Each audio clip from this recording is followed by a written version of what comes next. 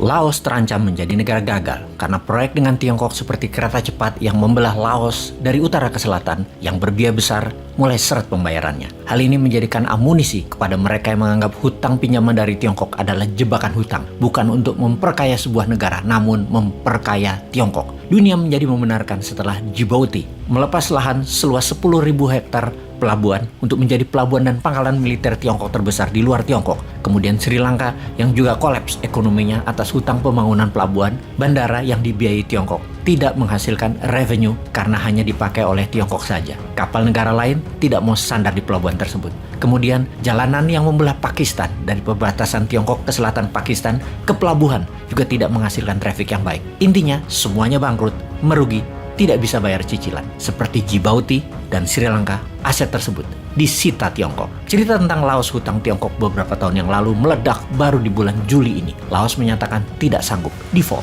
Ini menjadikan amunisi bagi pengkritik China debt trap diplomasi dalam tanda kutip yang dengan lantang mengatakan, "Tuh kan, gue bilang juga apa?" Dapat dipastikan ke depan proyek Tiongkok di Laos diambil alih Tiongkok selama 50 tahun ke depan. Laos tidak perlu membayar cicilan dan pokok, namun selama 50 tahun dikelola Tiongkok aset-aset pembangunan tersebut, salah satunya kereta cepat di Laos, diambil Tiongkok. Pastinya, Laos memiliki hutang 14,5 billion dolar. Kecil memang kalau dalam ukuran dagang, namun Laos bukan negara eksportir kelas dunia. Hutang yang bernilai 14,5 billion cukup membuat ekonomi Laos terganggu karena 14,5 billion adalah 88% dari nilai GDP negara Laos. Dan itu hutang jadi besar sekali nilainya. Sudah kategori berbahaya. Ini yang membuat pengkritik debt trap Tiongkok selalu mengingatkan, Tiongkok memang menarget negara yang tidak mampu bayar untuk membuat atau membangun hal yang kurang terlalu dibutuhkan negara tersebut, namun memiliki pengaruh politik atas pejabat yang berkuasa agar terlihat keren dan terlihat membangun. Kembali ke Laos, proyek kereta api dari ibu kota Laos, Vientiane,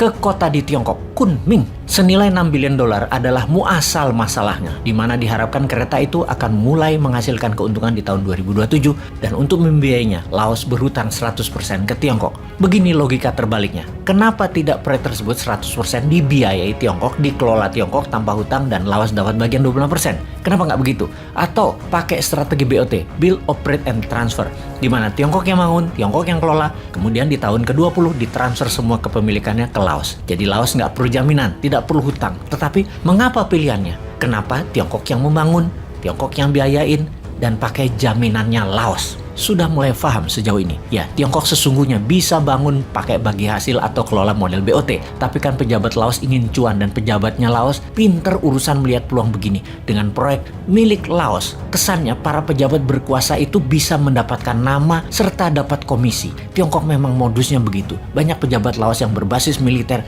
kena dengan jebakan harta dan tahta model begini. Untung di Wakanda enggak ya. Dalam sebuah studi dari Nikkei Asian Review, proyek ini sesungguhnya tidak menguntungkan. Mahal biaya transport tersebut di atas kemampuan bayar rakyat Laos. Kemudian cara bayarnya yang aneh, bukan berdasarkan omset kereta tersebut, namun dicicil lunas hingga tahun 2025. Hal ini yang membuat lumpuh uang beredar di Laos. Hanya untuk bayarin hutang proyek tersebut, Laos kering uangnya. Akibat cash tunai terbatas, impor kebutuhan utama Laos akan BBM dan pangan terganggu, menjadi Laos saat ini inflasi meningkat tinggi sekali hingga 13%, terburuk dalam 20 tahun ini, dan mata uang Laos KIPS terdevaluasi 40% dalam setahun ini. Tahun lalu, 1 dolar adalah 9.400 KIPS. Sekarang 1 dolar 15.000 KIPS. Sama ya, 1 dolar 15 ribuan, kayak rupiah ya. Balik ke Laos. Laos inflasi dan devaluasi bukan karena efek perang Ukraina, tetapi jauh sebelumnya. Ditambah perang Ukraina dan harga BBM dunia naik, Laos bangkrut dan gagal bayar hutang jadinya. Bagaimana Indonesia melihat peluang ini? Laos adalah negara ASEAN. Kalau Indonesia mau jadi raja di ASEAN, bail out hutang Laos. Lakukan seperti India membail out sebagian hutang Sri Lanka. India pasang kaki di sana, di mana India bisa menjadikan Sri Lanka buffer country, juga kendali ekonomi Sri Lanka. Demikian juga strategi luar negeri bernegaranya Indonesia. Dulu Indonesia kendalikan Vietnam, Thailand, Malaysia, dan Singapura. Sekarang ada peluang lagi, yaitu ambil Laos, kemudian Myanmar, Solomon Island, dan Bougainville, serta Timur Timur. Semua bisa Indonesia pengaruhi. Indonesia harus ambil peluang, jangan malah Indonesia kayak Laos. Enggak lah, pinter pejabatnya kok. Enggak mungkin kejebak kayak Laos yang pejabatnya super ego dan rakyatnya nggak paham karena dijejali buzzer propaganda supaya nggak ngeh jebakan Tiongkok. Malah memuja Tiongkok. Indonesia beda.